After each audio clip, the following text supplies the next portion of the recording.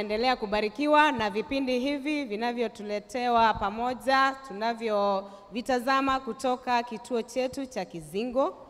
Na wakaribisha nyote na wakaribisheni katika mkutano huu wa wakati ni sasa. Kabla hatujaendelea, ningependa kuwakaribisha wanaotutazama kule manyumbani, wanaotusikiliza kule mitandaoni. Karibuni katika masaa haya ya kipekee ili tuweze kushiriki pamoja. Ninayeongea nanyi ni dada Edna Angwenyi, na wakaribisha nyote.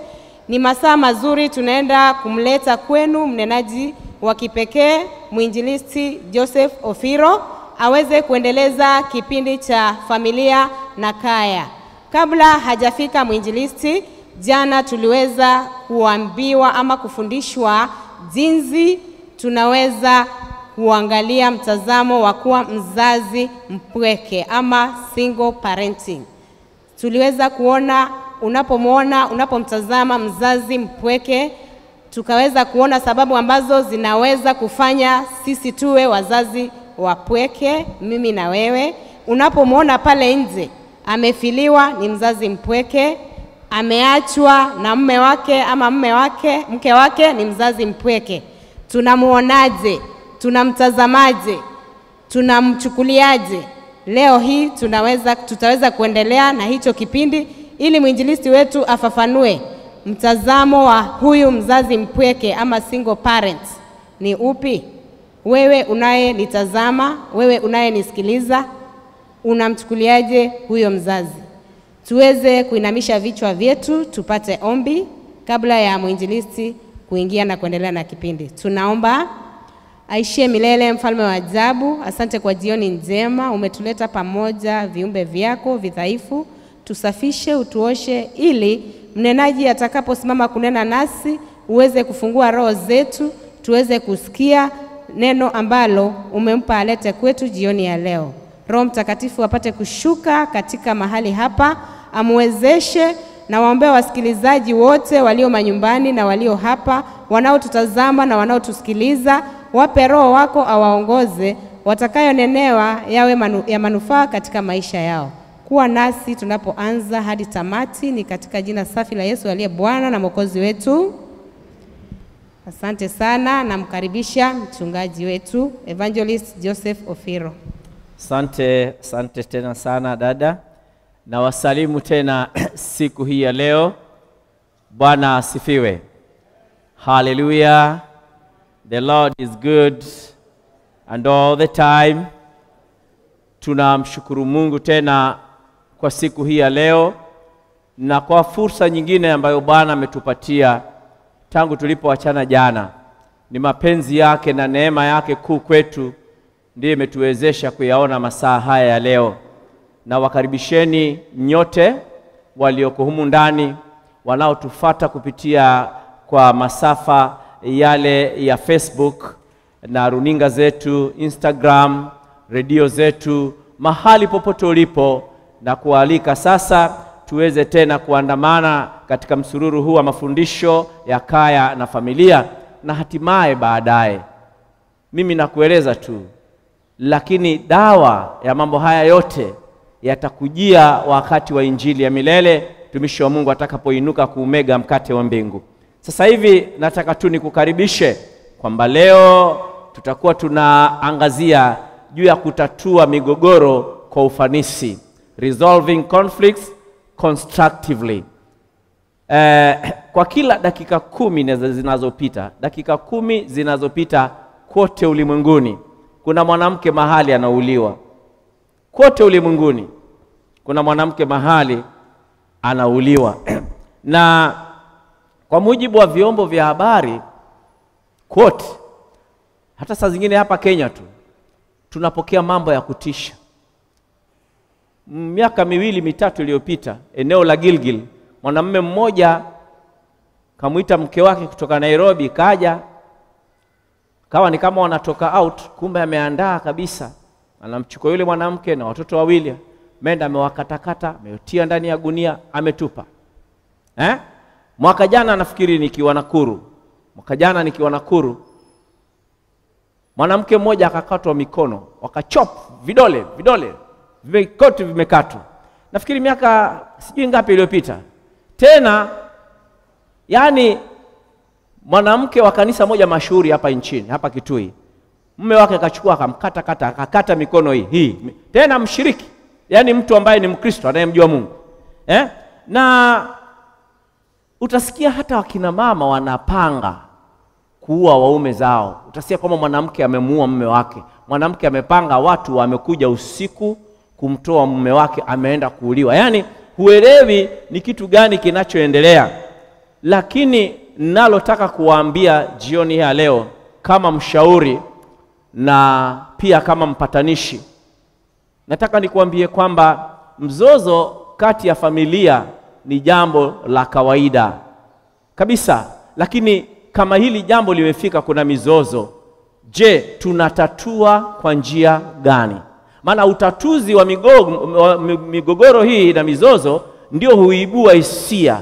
Mnaweza kuwa mmeanza tu pole, lakini kama hamtachukulia kwa njia nzuri na heshima, utakuta tunamalizia vibaya. Na ndio maana unakuta wakati mwingine watu wengine wanaua bila kukusudia, hawakuwa wamepanga.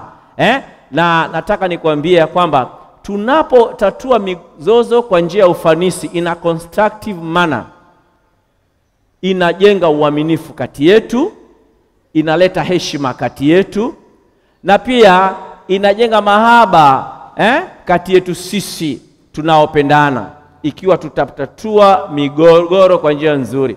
Wajua, habari njema kwa wale wanaompokea Bwana ni kwamba Adamu alipotenda dhambi katika shamba la Edeni, Biblia inatueleza alipotenda ile dhambi tu, utukufu wa Bwana ukamtoka, nguvu za dhambi zikamuingia, akawa ni mtu wa mwilini. Hakuna jema lolote litokalo kwake, maana ni mwili unamuongoza. Na ndipo naposoma Wagalatia 4 inaniambia utimilifu wa wakati ulipowadia, Mungu kamtuma mwanawe awatuokoe sisi tulio wenye dhambi. Inamaanisha kwamba unapompokea Kristo, sasa nguvu zinaingia, zinakutransform, zinakuwezesha kufanya maamuzi yaliyo mazuri. Kwa hivyo sisi ambao tunampokea Bwana, tuko na ile nguvu ambayo inatuwezesha tutatatua mizozo na migogoro kwa njia nzuri, kwa sababu injili ya milele imejengwa kwa misingi ya msamaha. Adamu alipofanya kosa, hakwenda kumuomba Mungu msamaha. Mungu kashuka mwenyewe kuja kumtafuta Adamu. Kwa hivyo imejengeka kwa misingi ya msamaha. Nasi ambao tunamcha Mwenyezi Mungu vile vile tunaitwa kwamba tuweze kutatua mizozo yetu kwa njia nzuri. Hakuna vile tunaweza kuepuka mizozo katika familia, lakini tusahau kwamba mizozo inatupatia fursa nyingine. Inatupa fursa ya kujifunza. Wajua, kisha fikwa na jambo, sasa ni kama umejifundisha.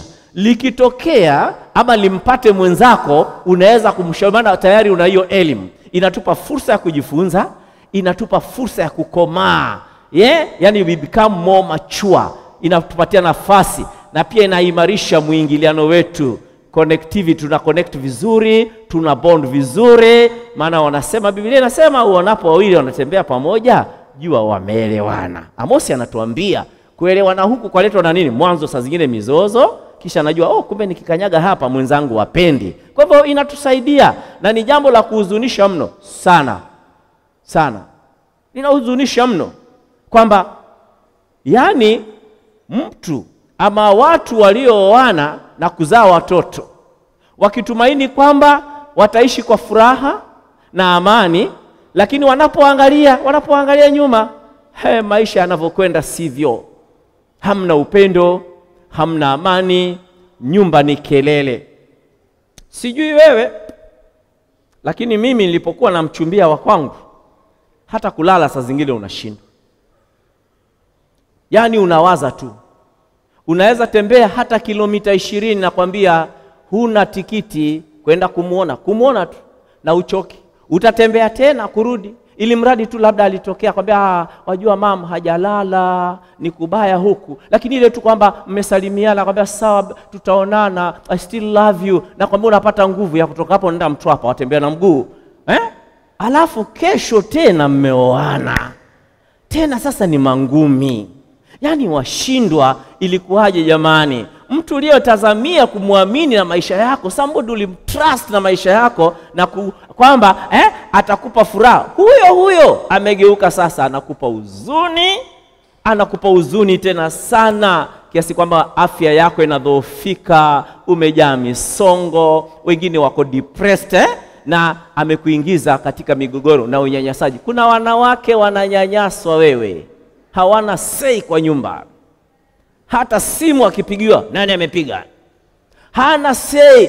Mfungwa huyo ndani ya nyumba, fungwa. Yeye ni factory ya kuzaa watoto na kupika. Hiyo si ndoa. Huo ni unyanyasaji kabisa.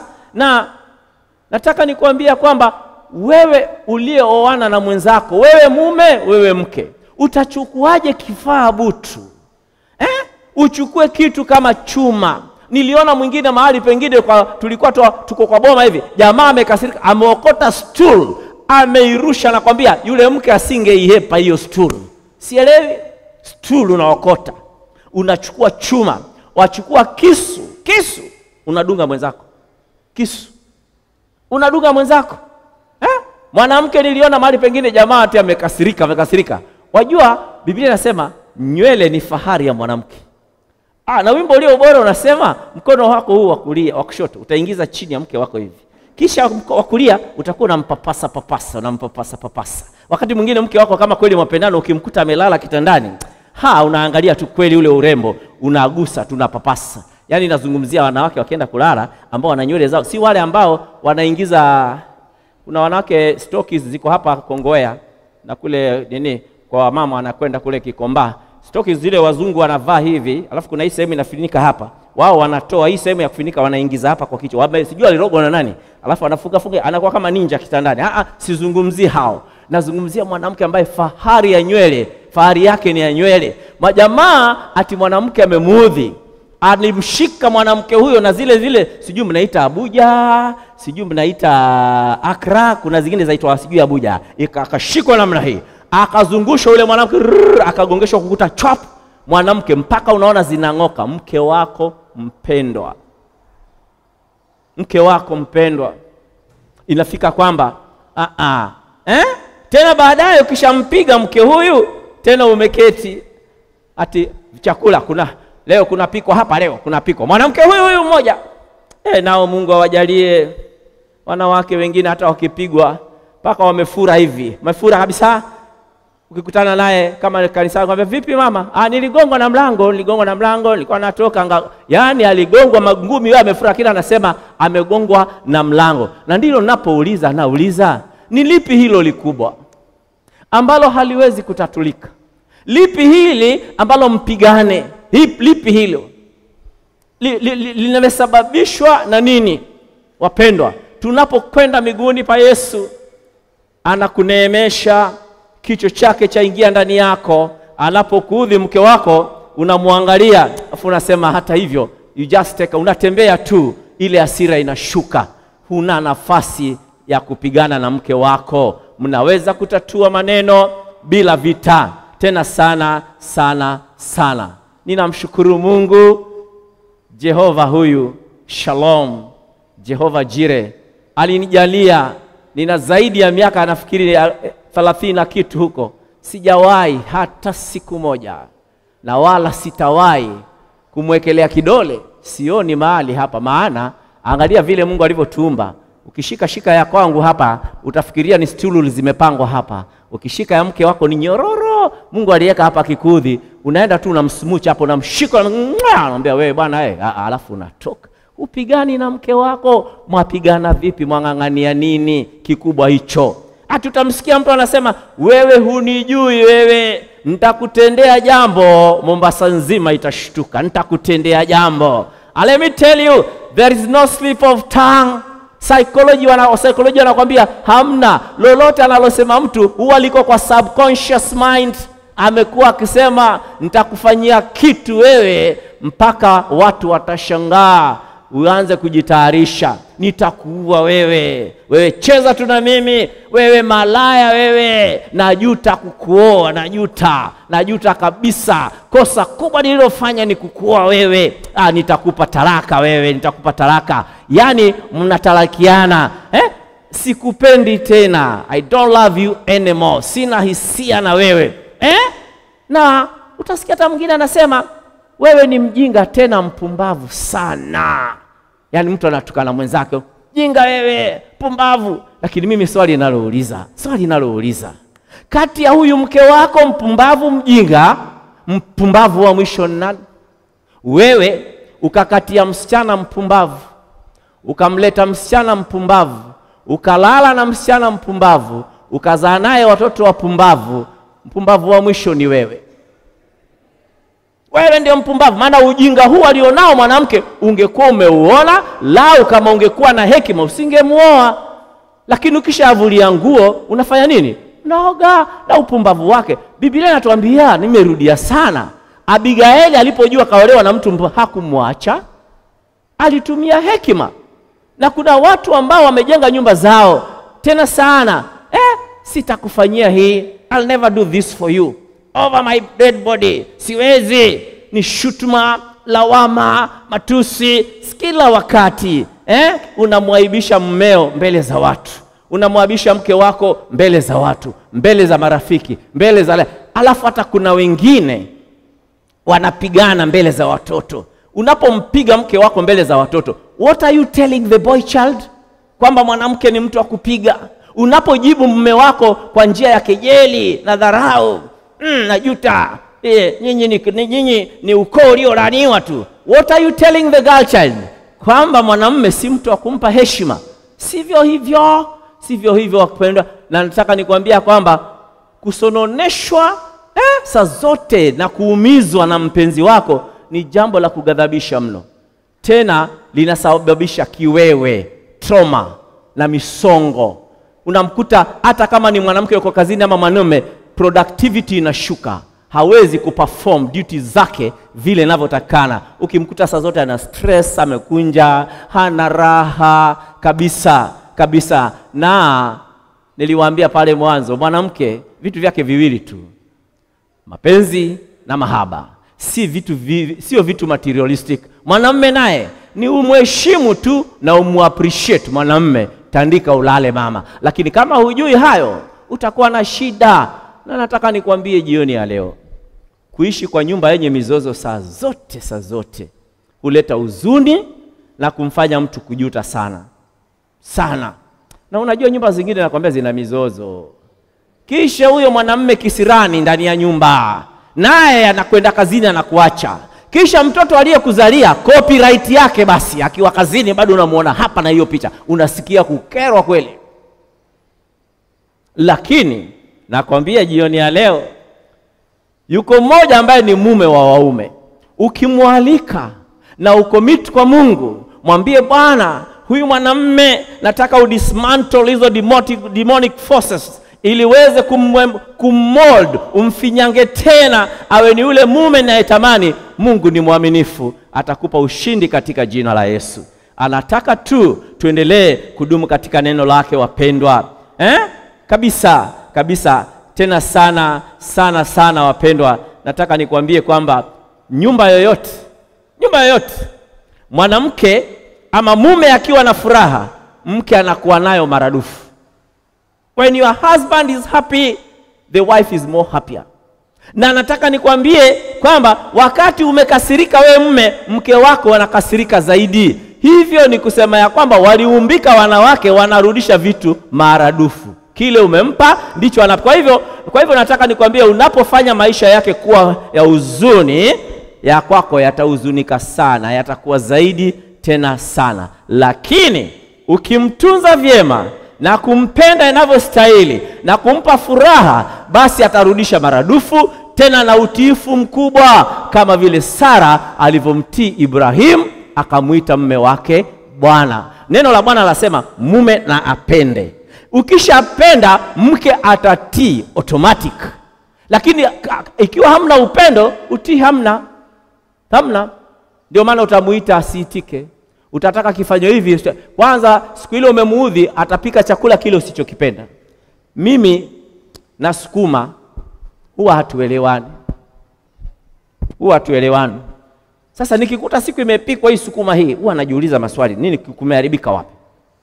Kwa hivyo, lakini nyumba yote yenye furaha, wapendwa, nataka nikwambie vitu vitaenda. Kwa hivyo, kama unataka kuwa na familia yenye amani na furaha, anza wewe kuleta badiliko katika maisha. Badiliko lazima lianze na wewe kuwa mume au mke ambaye anampenda mwenzake na kumkubali na hali zake zote, kwa sababu mwisho wa siku upendo unaopeana utaregeshewa kwa maradufu ukiwa mtamu, halisi, real, genuine na unaobubujika na furaha. Nyumba hiyo itakuwa na furaha. Na tabia yoyote ambayo kila wakati inajirudia, inapojirudia, wapendwa, inaleta shida, inaathiri mahusiano kati yenu. Na ikiwa ni tukio labda limetokea mara moja, mtu ataelewa, lakini kitu kinachofanyika kila wakati, hapana.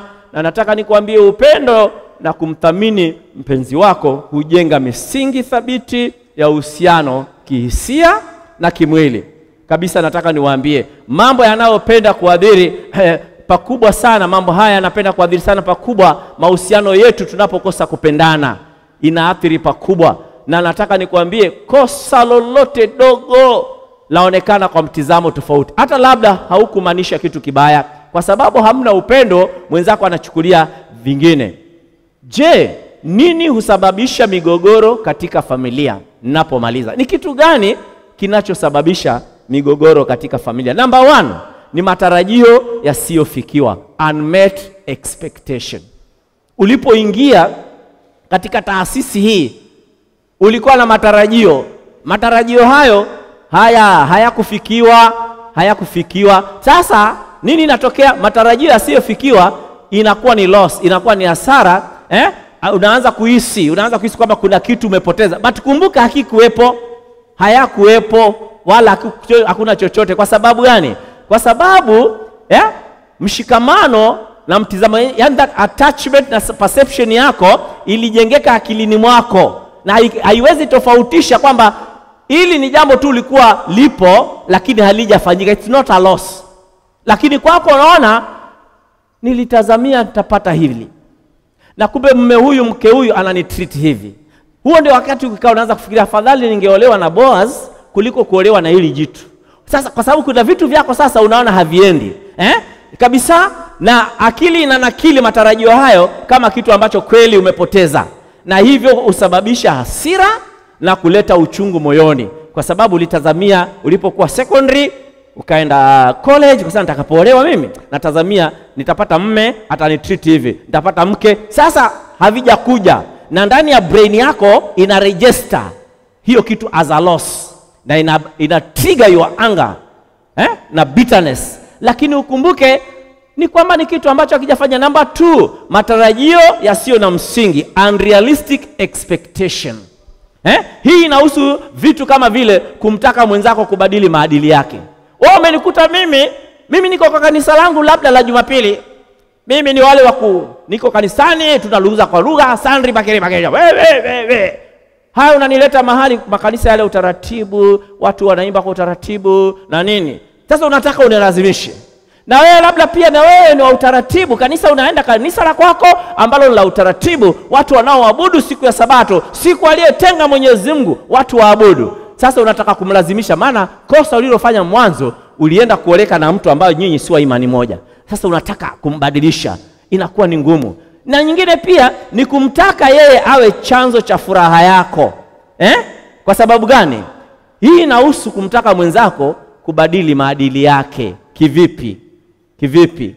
Ama aende kinyume na umbile lake la kike.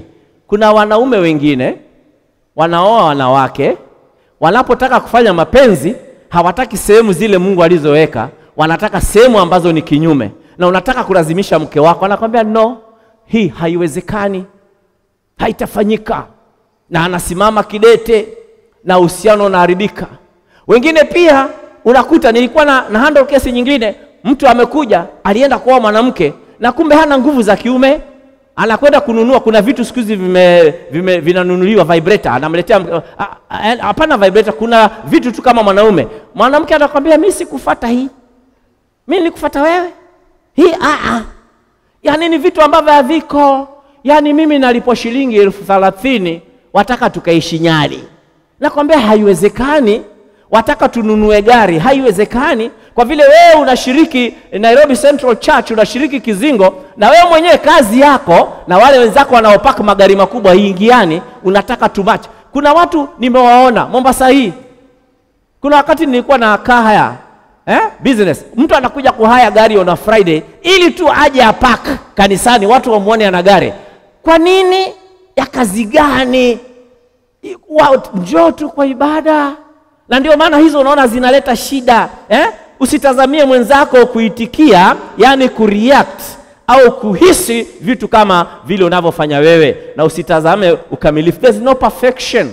Na furaha ya maisha yako hutapewa na mwenzako. Niliwaambia juzi, furaha jipe mwenyewe. That inner peace, amani ikiwa ndani yako na furaha, utaacha kuishi kusumbuka na watu, na wewe utafurahi. Number 3, matarajio yasiyojieleza, uncommunicated expectation. Ni matarajio ambayo huna habari nayo wala hujaambiwa. Mwenzako anatazamia ati kwamba ungemuoa, ungeweka home theater, ungemuoa, sijui ungefanyaje, na hajakwambia. Mume wangu Bukatu hapendi hata kunisaidia kufua, hapendi kunisaidia kupiga pasi. Ulimwambia lini? Na labda wengine wamezaliwa katika itikadi ambazo wanajua wanaume hawapigi pasi, wanaume hawapiki. Sasa ni wewe mwambie, mimi naomba unisaidie. Mimi nakumbuka sana mimi nikiwa mji wa Undanyi, watoto wangu wale wadogo wa kwanza watatu nilikuwa nabeba mwenyewe, napeleka clinic. Mimi nilikuwa napeleka. Nakumbuka hata nikifika, maana zamani nilikuwa mkienda clinic mpaka mketishwe kando, mueleze juu ya lishe bora na nini. Nilikuwa napeleka watu wangu. Nakumbuka hata ule mama atasema, jamani tumhudumie huyu mzee kwanza aende kazini. Lakini kuna wanaume hawezi enda clinic. Sasa wewe kama unataka aende, mwambie. Atajuaje? Yesi malaika. Wanawake wengine na wanaume atanataka mwenzake asome mind yake. Nitajuaje unachotaka? Sema. Hata ni vile tu tuko hapa, ningekuwa niko na couples peke yao, ningeenda deep. Kuna wengine wasemi vile wanataka, jaza mwenyewe unless wewe ni matendechere. Lakini nalosema ni kwamba eleza kile unataka. Eleza kile unataka. Mume wangu hapendi kunipeleka out. Umejuaje? Umeolewa na jamaa phlegmatic. Phlegmatics hawanaga time ya ni watu wa kukaa nyumbani. Ukimwambia tuende out tukale chips, akamwambia nenda kanunue viazi, sisi tuchonge tu tule hapa nyumbani. Yani yeye haelewi, yeye anaona chips ni chips. Kumbe hajui tukienda chips kule tuende kwa hoteli Pride Inn, hata kama chips ni chips katika mandhari tofauti. Kabisa. Kwa hivyo mume wako na mke wako hawezi kusoma. Lingine ni lipi wapendwa, namaliza? Wengine wanabishana juu ya mambo ya watoto, wengine hawezi kumanage finances vizuri. Vitu kama hivyo vinaleta shida. Wengine hawana muda hii ni sijui kama nitapata muda. Kuna watu wanaoana hata out hawaendi. Mombasa hii watu wako hata hapo Kenyatta Beach hawajui. Kuna wengine wakitoka kama ni Kisii, anakuja pale stage ya Kisii, kisha anaenda zake Bamburi. Atatoka Bamburi apande Ena aende Kisii. Hajui hata South Coast nasemaje. Hajui. Hata akiulizwa unakaa Mombasa wapi? Toe mke wako, tembeeni, nendeni hotelini, laleni hata siku 2. Na we mama pia ukipelekwa, hebu behave kidogo kama mtu ambaye amepelekwa. Kwa kifupi nataka kusema hivi, kutatua migogoro kwa ufanisi, tunapotatua migogoro kwa ufanisi inamaanisha hivi, kuangazia tatizo hili tunaliangazia kwa utulivu. Tunakaa tumekatatua kwa utulivu na kwa heshima na kwa ushirikiano, bila kulaumiana, kushambuliana ama kumkwepa mwenzako, avoidance. Tunapotaka kutatua mizozo yetu, naweza tuifanye kwa njia ya utulivu, tuifanye kwa njia ya heshima. Pia inamaanisha kusikiliza mtazamo wa wengine. Mpe mwenzako nafasi, kujali hisia za mwenzako mnapokaa mkitatua mizozo, na pia kutafuta suluhu inayokubalika sote. Sio wewe ndio unasema tunazungumza, tunakubaliana. Si wewe tu ndio lazima kila kitu kiende. Kutatua migogoro kwa njia ya ufanisi inadhihirisha ukomavu, that we are mature. Maturity inaonyesha kwamba we respect each other, kwamba tunaheshimiana na kujitoa kabisa kudumisha uhusiano. Hivyo basi katika familia bora migogoro hutatuliwa kwa njia nzuri iletayo amani. Si kwamba lazima tugombane. Katika familia bora watu huwa wana zoezi la kusikiza, active listening. Unampa mwenzako nafasi anapozungumza. Si atuko kwa simu, mwenzako anakuambia mambo na Number 2, empathy. Unakuwa na huruma. Empathy means unaingia kwa ulimwengu wa huyo mwenzako kisha mnatembea na yeye. Hiyo ndio inamaanisha kwamba mko nyote na maelewano, compromise. Wakati wa kutatua mizozo tunakaa.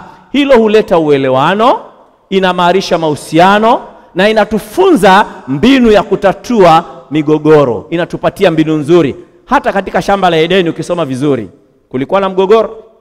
Adamu alipotenda dhambi, alipoulizwa akasema ni huyu mwanamke. Mwanamke akasema ni huyu joka. Lakini unakuta ya kwamba Mungu alileta njia ya kumregesha mwanadamu. Namaliza nikisemaje? Ya kwanza kabisa, underline hii. Mwenzako akiwa mumekosana, muwe na nia njema wakati wa kutatua, right attitude. Ni vyema kuelewa kwa mgogoro si lazima iwe na yenye kuathiri, si lazima kuleta vita. Kuwe na nia njema. Number 2, tafuta mahali pazuri na muda mzuri wa mazungumzo. Sio bedroom. Bedroom si mahali pa kutatua maproblem. Bedroom kazi ni mbili, kulala na ni kulala, maliza mengine. Si mahali pa mizozo. Tafuta wakati mzuri, mnakaa mahali na mnakaa mahali mwenzako anakusikiza kwa makini. Hakuna TV, hakuna simu, hakuna watoto, hakuna ndugu zako wala mama yako wala babako. Ni nyinyi watu wawili. Solution ya problems mko nazo ni nyinyi ndio mnajibu, si mamako, hata si pastor. Pastor na njia yake ya kutatua shida yake. Ni nyinyi wawili tu mahali patulivu na mnachagua wakati mzuri, si wakati umechoka. Hata mimi kama mshauri, ukija kwangu wakati nimechoka, siwezi kukushauri sababu sitakupa nafasi. Si wakati huo wapendwa, unakaa, si wakati unataka kutoka kwenda kwa mkutano. Number 4, sikiliza bila kukatiza. Mwenzako anapozungumza, mpe shikio na usinterrupt.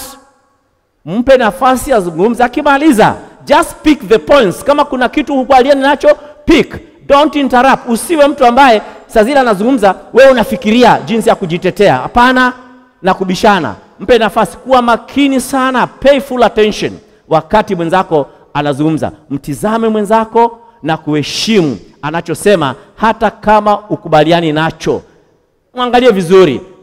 Jua kwamba kila mtu ana mtizamo wake tena vizuri sana. Namaliza nikikwambia nini? Namba 4, wajibika. Kubali kwamba hilo ambalo limefanyika ni makosa. Kama ni wewe umefanya, ulikubali hilo kosa kwamba ni wewe ambao ulifanya. Na lengo kuu la makubaliana si kwamba tulaumiane. Hapana, usilaumu mwenzako. Ya mwisho nataka kuambia ni kwamba tunapokaa, ya mwisho kabisa ni kwamba kila wakati tuweze kuelewana na tuweze kucompromise. Si lazima vile unataka, tunakubaliana, tunaelewana, tunatembea pamoja, tunaombana msamaha.